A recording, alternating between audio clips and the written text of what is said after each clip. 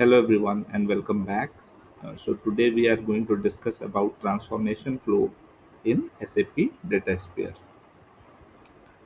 So a transformation flow runs in a one-time event that completes when the relevant data is loaded to the target table successfully. You can run a transformation flow multiple times. For example, if you are loading delta changes to the target table. A transformation flow allows you to load data from one or more source tables, apply transformations such as joins, projections, filters, aggregations, output the transformed result into a target table.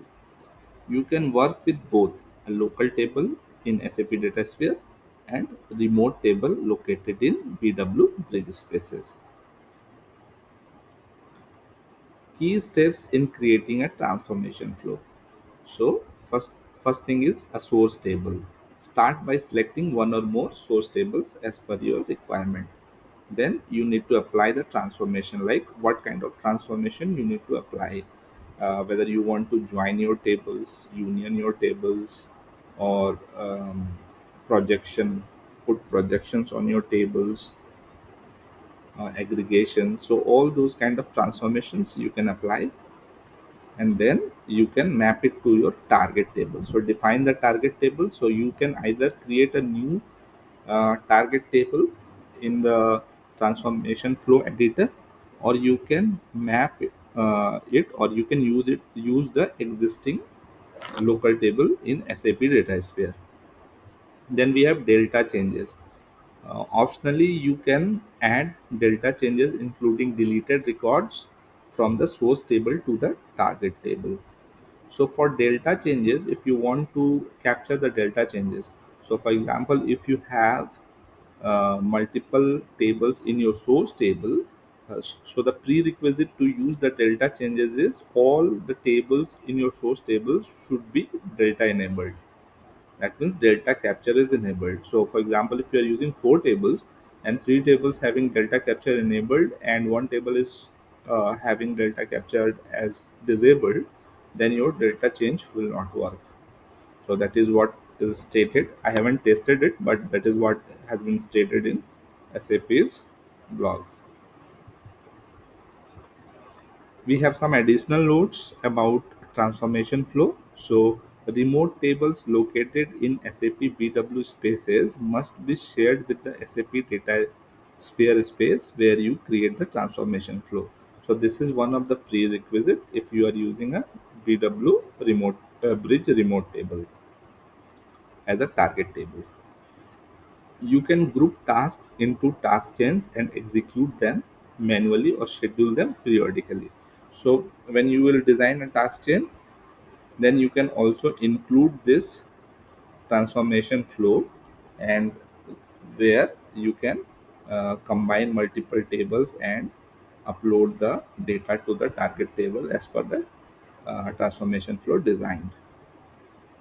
Then we have a transformation flow generates internal SQL object that must only be consumed by SAP Datasphere internal apps and are not allowed for external data access. So this is one of the information about transformation flow. So now we will move to the demo session. So we are at the home screen of SAP Datasphere. So to access the transformation flow, we will go to the data builder, and once we will click on data builder,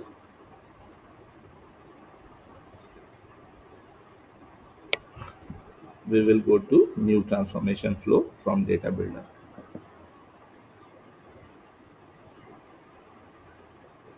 So let's close this and also remove this detailed option.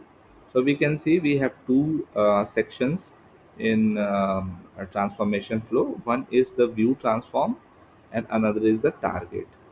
So view transform is actually you will, when you will click on it, you will have two options.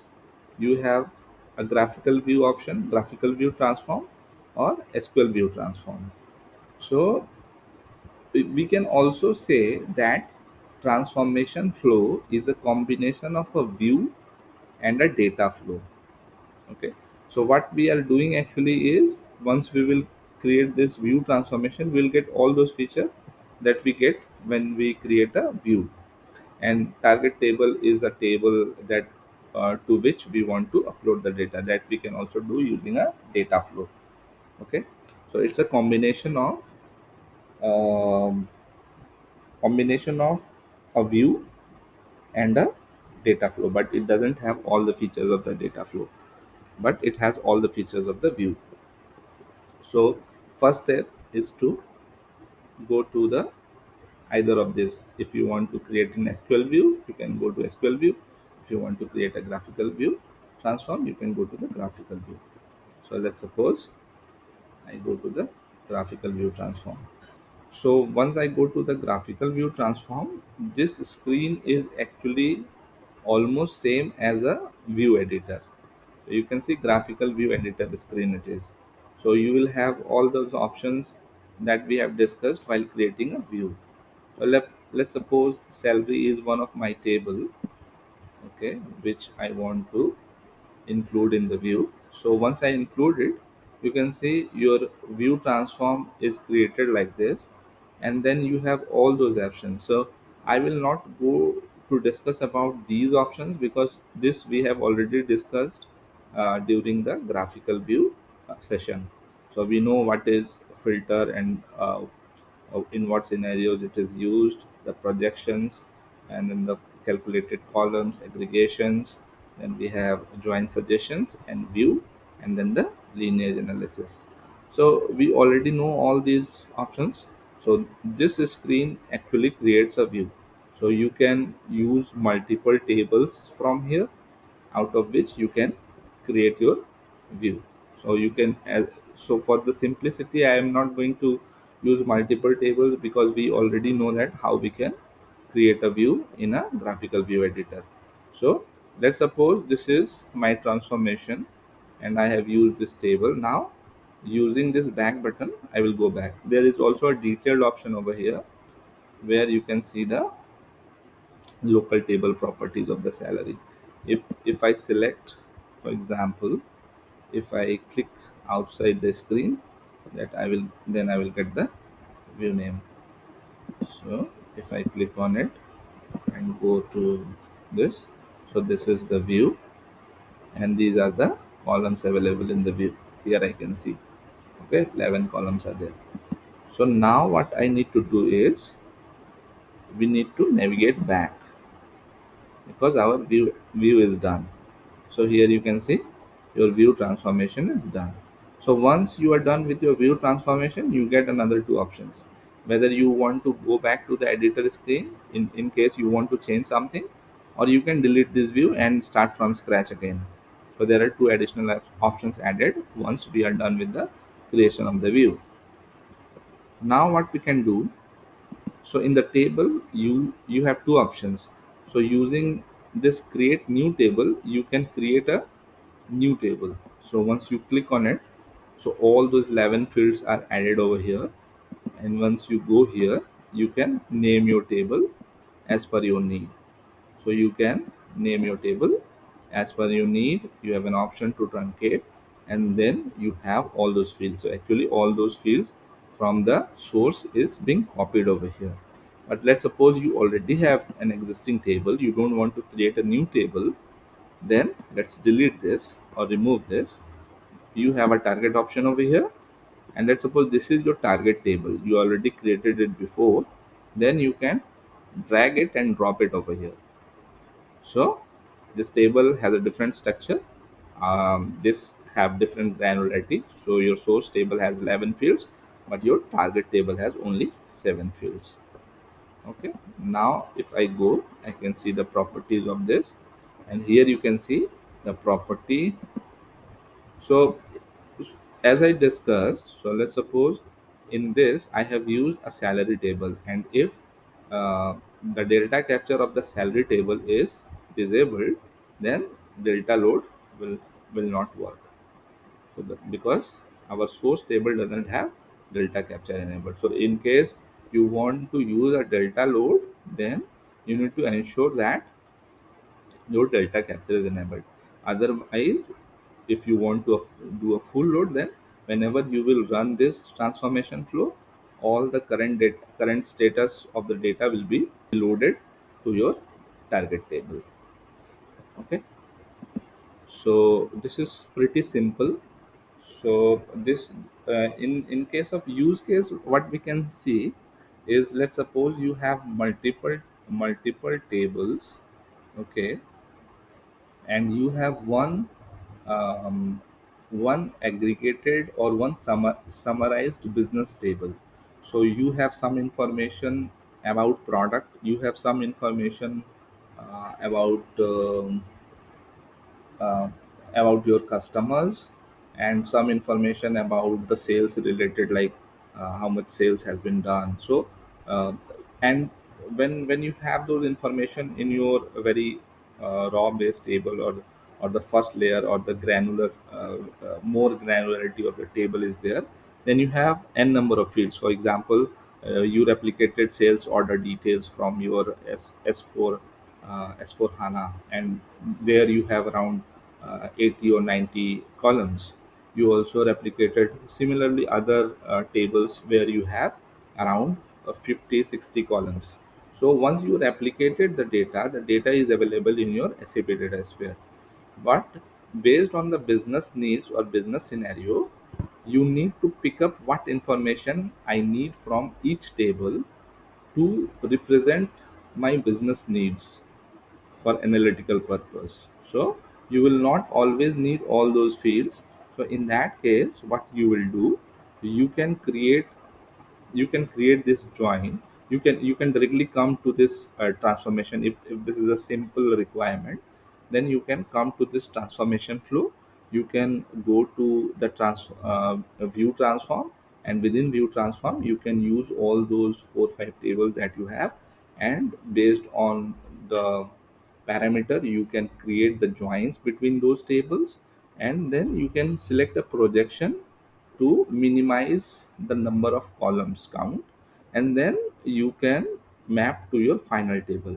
Then this final table you can use to build your analytical model, and based on your analytical model you can build your dashboards or reports. So that is the whole purpose of it. But if you have very like a complex requirement where you don't need only this transformation flow, but you also have many other stuff, then I would suggest you can proceed with creating views as per your requirement, and then you can use a data flow where you will get more options of scripting for complex calculations or logics, a kind of a transformation we do in SAP BW as well.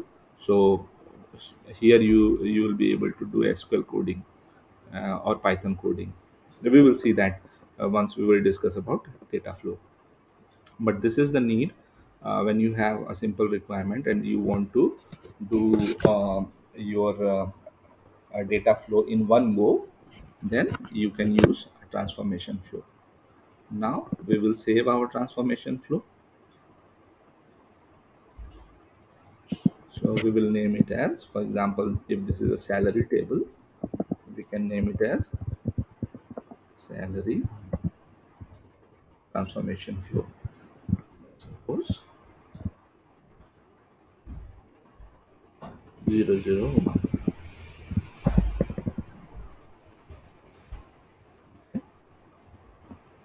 So now we will deploy our transformation flow. It will take few seconds. So we are done with the deployment now, and now we can simply run our transformation flow to load the data from our source tables to our target table. So once we will run it, here you can see we as a load type we have selected only initial load. That means whenever we will run this transformation flow, it will load the current status of the data from the source tables to the target table. But if we will select initial and delta. Then it will load the data once. We will run it for the first time, which will be the initial one, and then the later it will load only the delta records. And here we have an option to schedule our transformation flow in case we need to schedule it.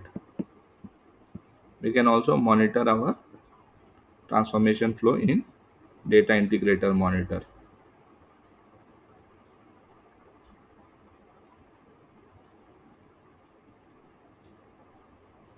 Some error has occurred.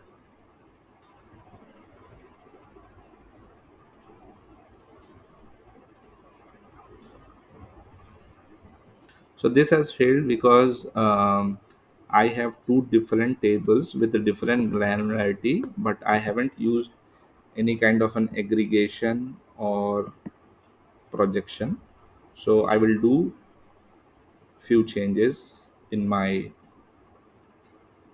uh, view view transform. So I will go back. So what I will do now, I will go to edit my view transform. So we are in view transform editor now, and here we will select projection, and in projection what we will do, we will remove id, we'll remove first name, we'll remove last name, and we will remove account number. And what we will do, okay, so these we have already removed. Then we will add aggregation as well,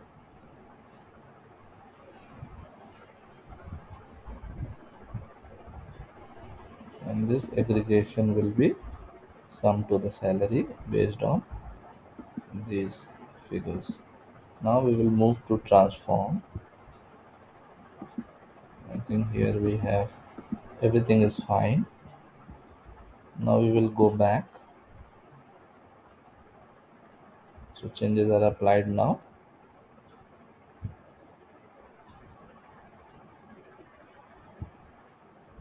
Now we will try to save the changes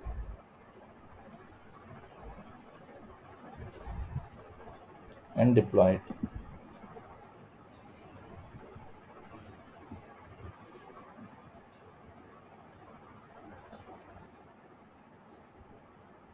So the solution has been deployed now.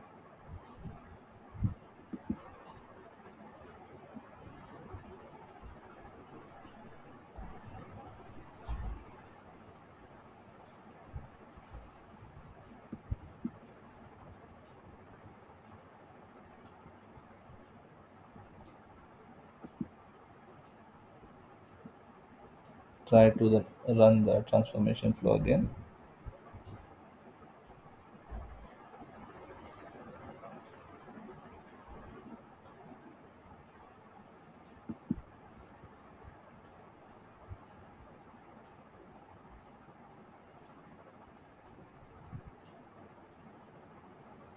So we can see the run is completed now. So the previous run failed because we had different granularity in our source compared to our target table, and system was unable to understand that how to aggregate the data because the granularity has changed. So now we have done the correction in our transformation flow, and the load has completed successfully. One last thing which we wanted to discuss here is how we can use, whether we will be able to use this uh, transformation flow in task chain or not. So we can quickly check that. So we will go to the data builder option. So we are in the data builder now. Now we will go to new task chain,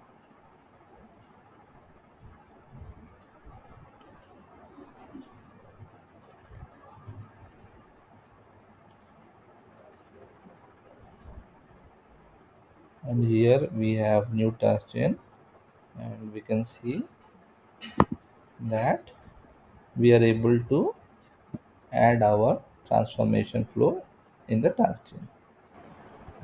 So we have seen that we are able to add the transformation flow in task chain. Similarly, we can create multiple transformation flow based on our needs, and we can um, add it to a task chain so that we can schedule this task chain based on our needs.